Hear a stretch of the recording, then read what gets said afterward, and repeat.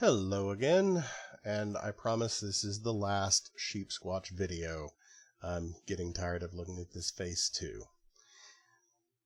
There is another weapon option for Sheepsquatch related items, and it's a bit different from the other versions because unlike every other weapon we've looked at, this is a one-handed weapon.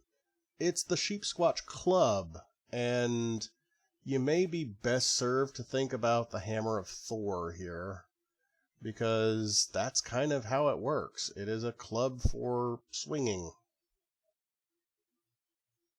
Really more of a hammer when you think about it, but what are you going to do? Alright, so the funny thing about this one is it has all the exact same mods as the Sheepsquatch staff. Let's take this basic one off the wall here and try to craft one. Going over to my weapons workbench, this is going to be a blunt melee weapon, and there it is, Sheepsquatch Club. Adhesive, 2 Sheepsquatch horns, 12 steel, 7 wood for a level 10 version that only does 36 damage. Might be good at level 10, but we want to check it out at maximum. Again, you will need Makeshift Warrior rank 4. I don't know why you wouldn't have it already at this point. Going from level 10 up, we go to 20, 30, 40, 50. Now we're at 108. 36 to 54 to 72 to 90, 108. Not bad. And again, all we've really changed is the adhesive, the steel, and the wood. We don't need any more horns. It only needs 2 horns. But look at how it uses them. It keeps the base of the horn attached to the skull, and then the broken or sawed off parts come out the side. You'd think you'd do a little more bladed melee or at least some poking damage, but you get what you get. Also love that rope work. Very refined. Now, we create it. What are we going to do with it? Well, this is the good one. Alright, let's look at our choices. Last time, Burning Barbed won out. Let's see what we got. Slap some barbed wire on, adhesive copper steel, lots of good points, makes the target bleed, goes from 108 to 124. Seems like a good start. Or instead, we could go burning. We went from 108 to 108 plus 10, and we still have that visual glitch, unfortunately, where it can't be inspected once you've made it burn. That's fine. Let's go back to the burning barb, though, where we've both set it on fire and also wrapped barbed wire around it. And now we're at 124 plus 10. The targets are bleeding from the barbed wire, but they're also taking energy damage from the burning effect. Okay, 134. How do the others look? The electrified version, you can see the power pack at the base. See, here we had the burning one that had the big pack on the back. This electrified one keeps the box down at the base.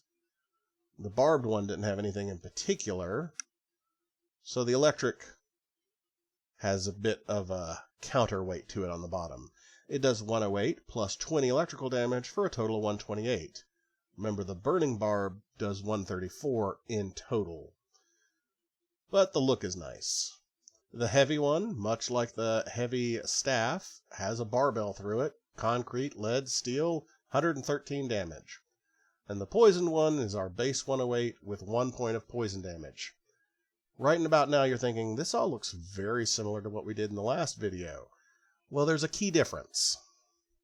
Take a look at that speed over on the left.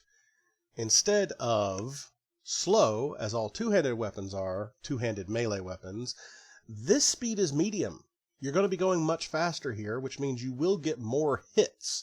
So the fact that you're at best doing 134 with the burning barb might not be as big a deal because you're going to be doing 134 more often. That's not bad. So let's pop out here because we've moved to a one-handed melee weapon, there's a key difference. Now, you can keep Makeshift Warrior. It's still a melee weapon. It's going to go slowly, and you can do the mods. Weapon Artisan, repairing the weapon back to 200% of its normal condition, is a good choice.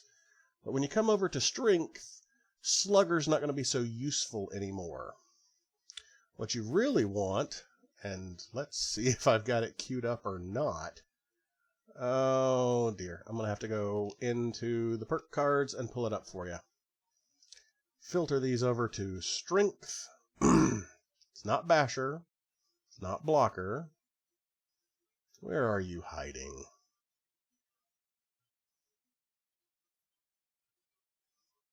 It's gladiator. Expert gladiator, master gladiator, and regular gladiator. These cards, when stacked up, will do 60% more damage with your one-handed melee weapons. I'm not even joking. It's gladiator. Which kind of makes sense when you think about it. One-handed melee weapons. Now, the good news is that you can keep your martial artist and your incisor, whatever you want to call it. Those both will affect any melee and, incisor affects all melee and unarmed weapons. Martial artist, just melee weapons, but they both apply here. All right, now let's get back to it. We've got the electrical one to try. We're pretty sure we know how that's going to go. Electrified Club. And you can see I hold it with my free hand still available on screen. You can also see the crackle. This is... I think even though the burning barb does the most damage, I kind of like just the pulsating electricity of the electrified version. It's just more evocative to me. But that's personal preference. Now, calm down. There you go. Here's the barbed version. Barbed wire all over the place. Here's the burning version. Let's actually take that one off and equip it so you can see what we're talking about. Here you see the flame burning. As we come up here, you can see the fire coming out of the top of the head. And the same, put that away, is true for the burning barbed. Let's actually display the poison one this time. This is actually a unique one. As before, when you get the plan to make the Sheepsquatch Club, you can now get legendary versions. And this one I applied poison to. So when we come down, this is a Junkie's Poison Sheepsquatch Club. If I inspect it, this particular model does increased damage when you suffer from addictions, and it reflects 50% of melee damage back while blocking. And if we equip it, you can kind of see, yeah, it's really repulsive. It's sort of oozing, which is hard to see from here, although you can see sort of the smoke coming up off of it. It's got a real creepiness factor that just cannot be denied. I don't know how I feel about this. Yeah, let's put you up. And last, the heavy model. Again, there's something to be said for just slapping a barbell. Should be noted that while the plan for the mod discusses it as a heavy, they're actually in as weighted. So if you're looking for them once you've made them, they're weighted. Okay. How's it look? It's big. And there's no real sound, but you can definitely tell I am going a lot faster with this than I was with the two-handed weapons. It's also so very large. I mean, it's wide. So yeah, there you have it. Between the Shepherd's Crook, the Sheepsquatch Shards, the Sheepsquatch Staff, and the Sheepsquatch Club, I am now tired of saying the word Sheepsquatch. The one thing I don't get tired of is killing them, though. They do look really nice hung up on the wall.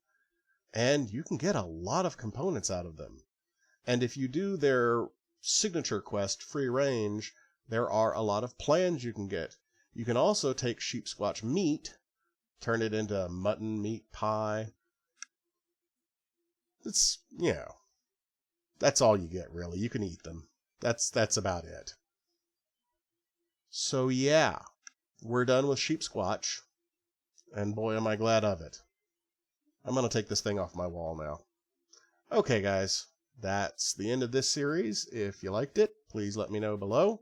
If there's something you'd like me to cover instead, maybe...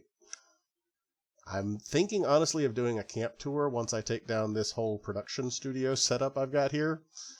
And I'm also thinking of doing some less known things about the game. But for now, I'm just looking forward to getting all these Sheepsquatch weapons out of my house. All right. Thank you very much, and y'all have a good one. Bye-bye.